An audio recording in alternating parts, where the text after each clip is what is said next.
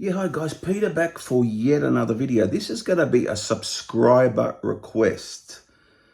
So I can't recall who requested it. It was a few days back, but whoever it was, here it is for you. And I'm going to do a review analysis, whatever you want to call it, of Iron Maiden's Powerslave from 1984. Always loved Iron Maiden. Saw him in live one time back in 2008. They had it was like a hits tour. I didn't see him last tour in Australia because I wasn't, a lot of the set list has got newer songs and not many old ones.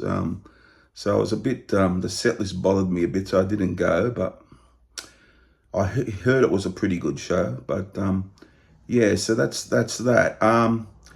Back to the album, just a few facts. It was their fifth studio album, released on September 1984. So it's going back a while now. You're looking 41 years or so. Recorded between February and June of 1984, 51 minutes and 12 seconds through EMI. So it's quite a long album for back in the day. Quite a long album, 8 tracks too. So there you have it. Martin Birch was producer, famous producer. Did a few Iron Maiden albums, really great producer. The band was Bruce Dickinson, Steve Harris, Adrian Smith, Dave Murray and Nico McBrain. Nico's not long ago retired from the band. The album reached number 26 in Australia. They did okay. US 21, UK 2. Platinum in the US, UK, it was gold. Cover was in like an ancient Egyptian theme, and that's what I recall from that tour where they brought back the set like the Egyptian, the Powerslave. They had the Powerslave set when I went to see them in 2008. It was a great show. I remember it. I really loved it at the time. 2 singles. Aces High and 2 Minutes to Midnight.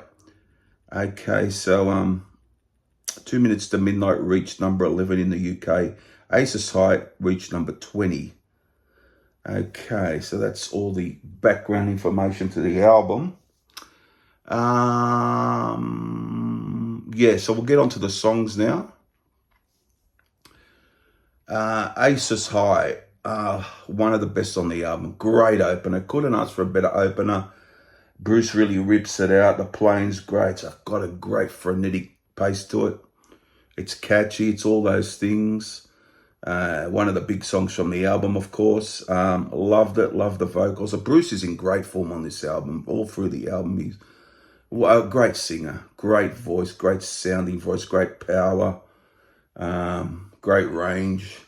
He's fabulous on this. One of their best openers. Most definitely just rocks along. It's got a great vibe to it. Really rollicking pace. Really great song. Then we got 2 Minutes to Midnight. This is just over 6 minutes. This is a great opening riff. A lovely opening riff. And another great song. Really great rock or heavy song. It's a great 1-2 punch on this album. You got the first 2 songs are magnificent. I remember loving this song. It's got a bit of a sing-along vibe to it too, and it's a catchy tune, and the clip's great. I've seen the clip, and they did a clip for Aces High as well. Great song. Can't say too many good things about it. I forgot to tell you, Aces High was a Steve Harris written song. 2 Minutes to Midnight was Adrian Smith and Bruce Dickinson. It's a great song that they've written there, and it wasn't Steve Harris on that song either, who early days or is the main creative force in songwriting, I guess, in Iron Maiden. Now we get Lost for Words, Big Aura, instrumental, kills the momentum a bit for me. Just kills the momentum. But as far as instrumentals go, it's quite good. But just the quality of the first 2 songs, it doesn't live up to that for me. And it's instrumental. It goes along. It's not too bad. I don't hate it, and I don't really love it. It's okay. That's a Steve Harris instrumental. So that's that. Then you got Bruce Dickinson song "Flash of the Blade." Really great Bruce song. I played this album today on Spotify because I have the CD, but I haven't heard it for quite some time. This album, and it just brought back how good it was to me. So you haven't heard the album for a while, and that's another good heavy song, but with a bit of a sword. Bruce is into sword fighting. He does a lot of things. Bruce, as you know, flies the Iron Maiden plane and all that. He's a pilot. Yeah, a great song by Bruce. Great written, great vocal. Really love that too. It's got a good pace to it. Next one is The Duelist, and again, a bit the sword fighting theme again, but this time by Steve Harris, about a 6-minute track. I like it a lot, but not as good as Flash of the Blade, but I still like it quite a bit. I think it's a pretty good track. So that's the 5th track. I like that one. And now the Bruce and Adrian song, Back in the Village. Great song. Great song. A really good deep cut. This is one of the best Iron Maiden deep cuts, I think. Yeah, got a good guitar in it. Playing by the band. Great vocal from Bruce once again. Then we get into Powerslave. Now, Powerslave, this glass is fogging up. These glasses tend to fog up for some reason, not like my other ones. Powerslave, one of the best Iron Maiden songs for me, period. It could be nearly my favourite Iron Maiden song. It's definitely in my top 3 or 4. That's a Bruce song. I remember them playing it when I saw them years ago. Great song. Really, could be my favourite song on the album, I think. I think it is, yeah. And a great piece of writing by Bruce and a great vocal, and it's still a killer Iron Maiden song to this day. Still love it. It's a great song. Then we got the epic Rime of the Ancient Mariner, 13 minutes 45, very long track. Epic. It's a great track though. It's based on the 1798 poem by Samuel Taylor Coleridge. Two of the verses from the song are direct quotes from the poem, and the basic story of the poem and the song recounts the experiences of a sailor who has returned from a long sea voyage. So that's what it's about. But this is epic, very atmospheric in parts. It's got the slow part in it, where it quietens down quite a bit, and yeah, just an epic song. Not my favorite on the album, but I do love the track. I must admit, I do love the track. Initially on this album, I really thought the first 2 songs and the last 2 were the best, which I think they still are. And initial years back, I thought it just fell away in the middle a bit. But I don't know about that now. The instrumental sort of curbs the momentum a bit, but I do love Flash of the Blade and the Jules and all of those songs actually. But the instrumental does break the momentum a bit. But it's one of their best albums, I've got to say. It's probably a top 2 or 3 album for me. Could be even their best album. Favorite song, least favorite song, Lost for Words, Big Horror, the instrumental. Favorite song is Powerslave, but there's many great songs on this Iron Maiden album. How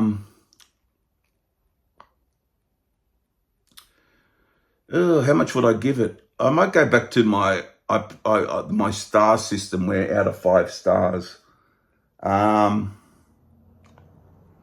tough one.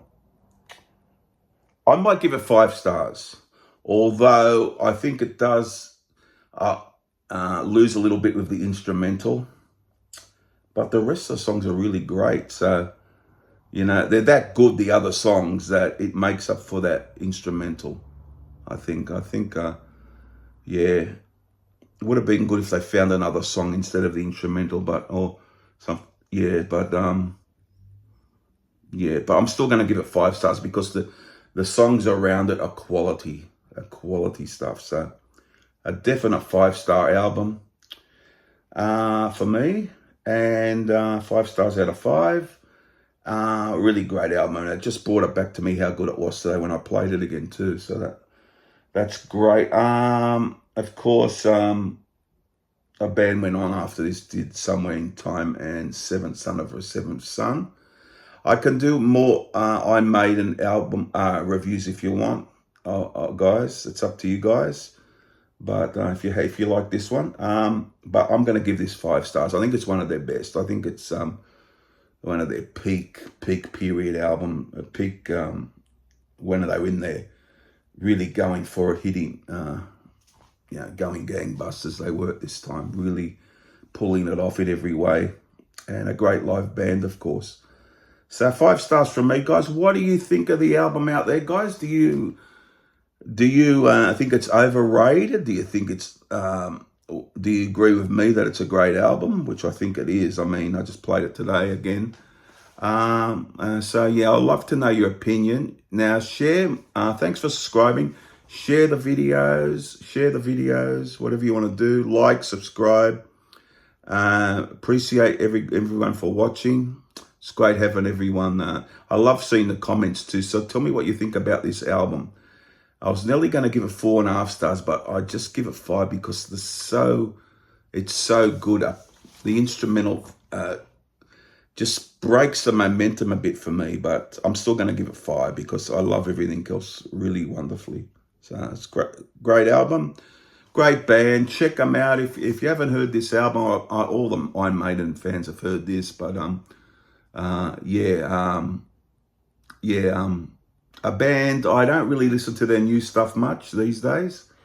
I've heard a few tracks here and there, but I still love a lot of their albums from back in the day.